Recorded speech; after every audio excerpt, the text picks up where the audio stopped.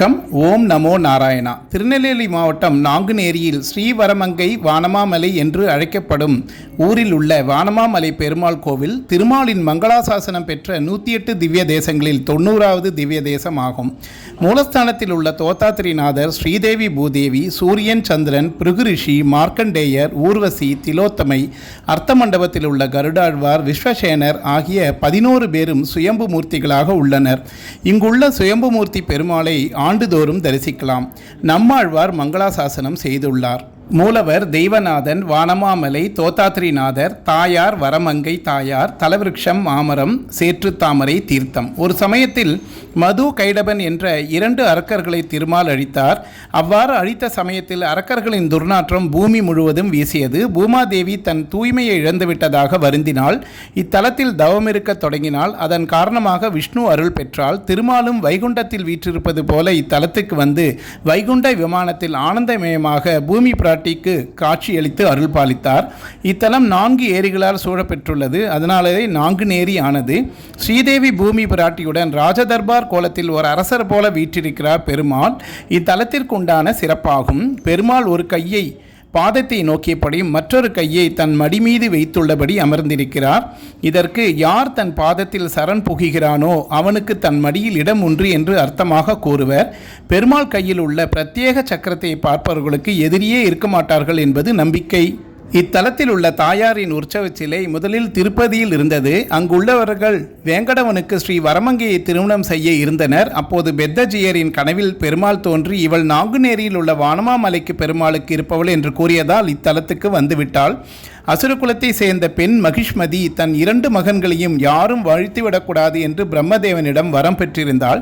பெற்ற வரம் காரணமாக அனைத்து தேவர்களையும் இந்த 2 அசுரர்களும் துன்புறுத்தி வந்தனர். நாளுக்கு நாள் அவரது அக்கிரமங்கள் அதிகரிக்கவே பிரம்மதேவன் திலோத்தமையை அழித்து 2 அசுரர்கள் முன் நடனமாடி கூறினார். திலோத்தமையும் அவ்வண்ணமே 2 அசுரர்கள் முன் நடனமாடினாள். அப்போது 2 அசுரர்களும் திலோத்தமையை தானே அடைய வேண்டும் என்று சண்டையிட்டு கொண்டனர். திலோத்தமையின் நுண்ணிய அறிவினால் இருவரும் ஒருவரை ஒருவர் பலமாக தாக்கி கொண்டு மாண்டனர். இதனால் மகிழ்ந்த பிரம்மதேவன் அவள் வேண்டும் வரம் அளிக்க திலோத்தமைக்கு உறுதியளித்தார். திலோத்தமை தனக்கு எப்போதும் ஸ்ரீமன் நாராயணின் சேவை செய்யும் வரம் வேண்டும் என்றால் பிரம்மதேவனும் தாம் வரமளித்தாலும் திருமாலை குறித்து தவம் இருந்தால் அவள் எண்ணம் ஈடேறும் என்றார். அதன்படி திலோத்தமை ஊர்வசியை அழைத்து கொண்டு திருமாலை நோக்கி தவம் இருந்தால் இருவரின் தவத்தை மெச்சி அப்படியே ஆகட்டும் என்று நாராயணன் அருள் பாலித்தார். அதன்படியே இருவரும் திருமாலுக்கு வெண்சாமரம் வீசும் பணியை செய்து வருகின்றனர். பெருமாள் சுயம்பு மூர்த்தியாக அமைந்த 8 தலங்களில் வட இந்தியாவில் உள்ள பத்ரிநாத்தில் 6 மாத காலம் கடும் பனியால் கோவில் மூடியிருக்கும். இங்கு ஆண்டு முழுவதும் பெருமாளை தரிசிக்கலாம்.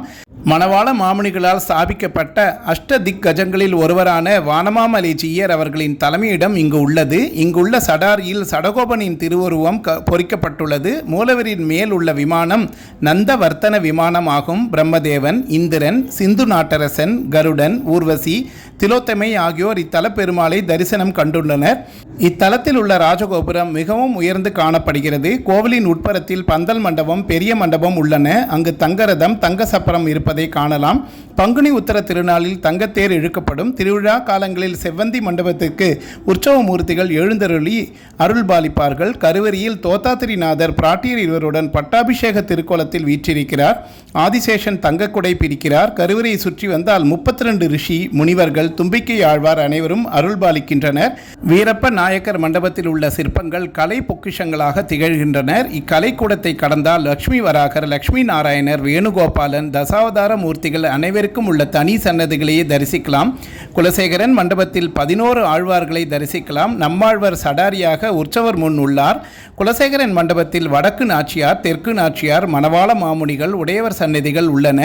மேலும் ராமர், கண்ணர், சக்கரத்தாழ்வார் சன்னதிகளும் தனித்தனியே உள்ளன. இத்தலத்தில் பங்குனி சித்திரை மாதங்களில் பிரம்மோற்சவம் சிறப்பாக நடைபெறும். ஏராளமான பக்தர்கள் கலந்து கொண்டு சுவாமியை தரிசனம் செய்வர். ஆண்டு முழுவதும் பெருமாளுக்கு நல்லெண்ணெய் அபிஷேகம் நடைபெறும். இந்த எண்ணெய் ஒரு கிணற்றில் ஊற்றி வைப்பார்கள். இது நாழிக்கிணறு எனப்படும். சர்ம நோய் உள்ளவர்கள் இந்த எண்ணெயை உடலில் தேய்த்து சிறு துளி உட்கொண்டால் அனைத்து உபாதைகளும் சரியாகிவிடும். அனைத்தும் குணமானதும் பக்தர்கள் கோவில் அலுவலகத்திலேயே நல்லெண்ணெய் வாங்கி அபிஷேகம் செய்வது வழக்கம்.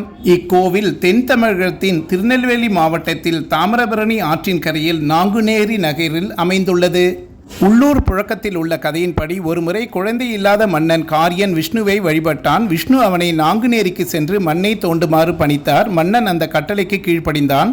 ஆனால் நோண்டும் போது இரத்தம் வழிவதை கண்டான். அந்த இரத்தை போக்கை நிறுத்த தீர்வை கேட்டு இறைவனிடம் வேண்டினான். அதற்கு இறைவன் இங்குள்ள மூலவருக்கு தினமும் எண்ணெய் அபிஷேகம் செய்யுமாறு கூறினார். இதனால் இரத்தப்போக்கு நின்றது. மன்னனுக்கு குழந்தை பிறந்தது. நன்றி உணர்வுடன் அந்த மன்னன் இறைவனுக்கு இந்த கோவிலை கட்டியதாக கூறப்படுகிறது. மூலவருக்கு புனித எண்ணெய் அபிஷேகம் செய்யும் வழக்கம் இன்றும் தொடர்கிறது. நன்றி, வணக்கம். ஓம் நமோ நாராயண.